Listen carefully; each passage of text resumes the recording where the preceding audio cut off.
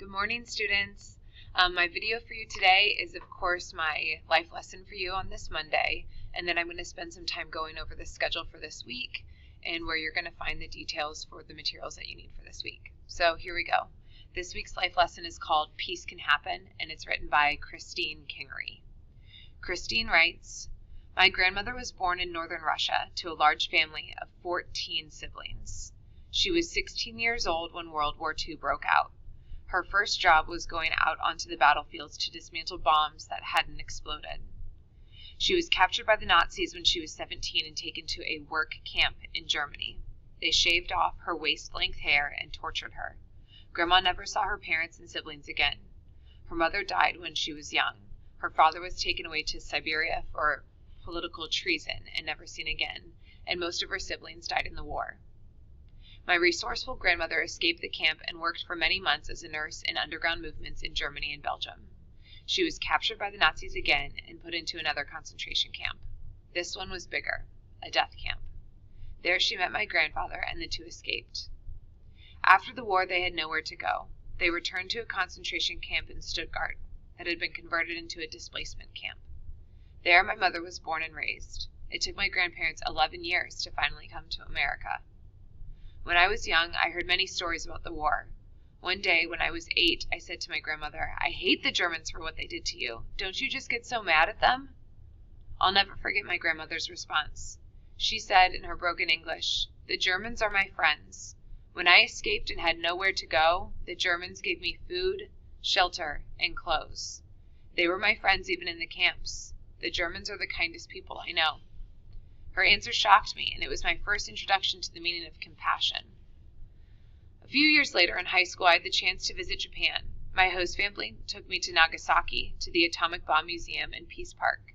It was the 50th anniversary of the bombings. I was terrified, being so white-skinned and so American.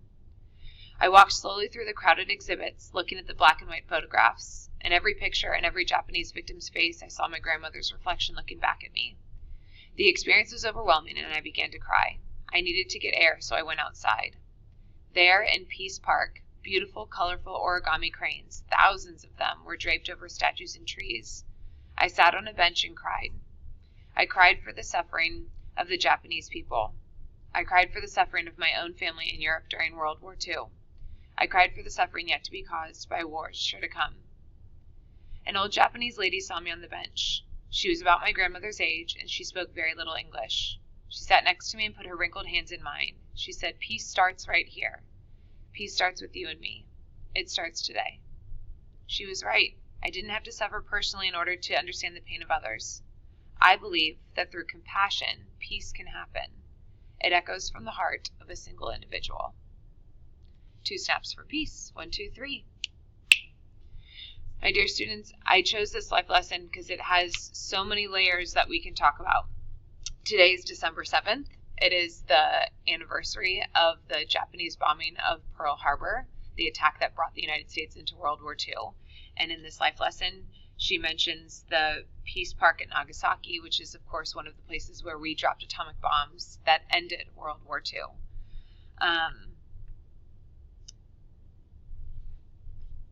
The other connection is with peace in general and this time of year and wanting peace. Also just the suffering that her family went through and that connection to our own current suffering that we kind of feel right now with the state of the world that we're in with the coronavirus and with the adaptations that we've made to that with remote learning.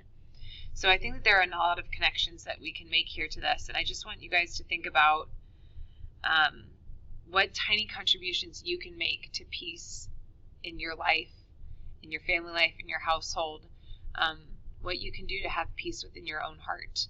I know that sometimes that's the piece that we need to start with and maybe the easiest and the hardest to kind of work from. So that's my suggestion to you for this week, for this week's life lesson. I wanted to spend some time going over the schedule for this week. I will be posting this to the stream on Google Classroom, so you guys will see this as well.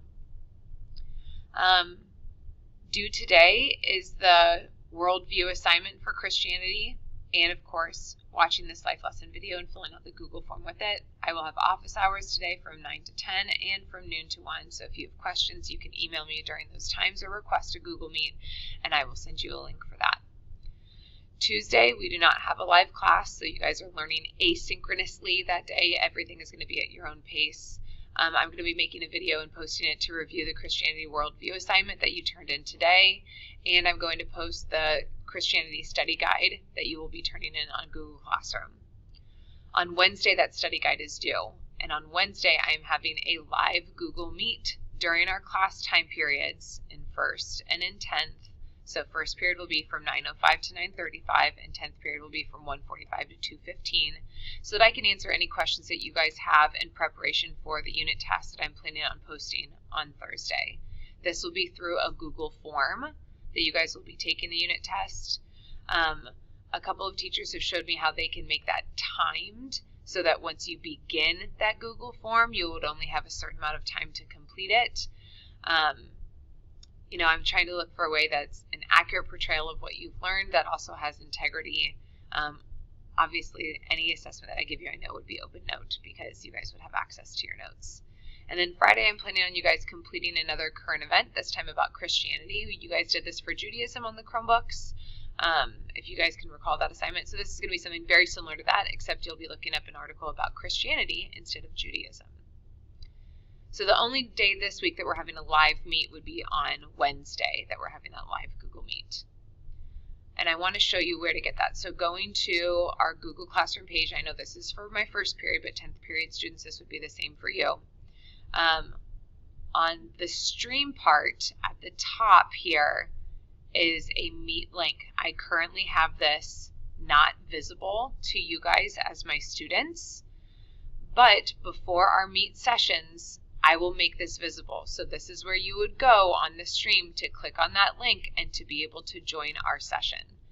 Please email me if you're like, I'm not going to be able to meet the Google link session for first period at 9:05, but I would be able to do the afternoon one at 1:45, or vice versa. If you're in my afternoon class and it works better for you to be able to go in the morning, just let me know, because I'll be looking for that participation there. In terms of assignments for this week, under the classwork section, your Worldview remote learning assignment is what is due today. So you need to complete that and turn that in. And I will be posting this video under the Remote Monday tab here, since this is just the assignment for today. Okay, if you have any questions, please email me. I have been getting questions via email this whole time, so if you haven't reached out yet and you have a question, please feel free to do so.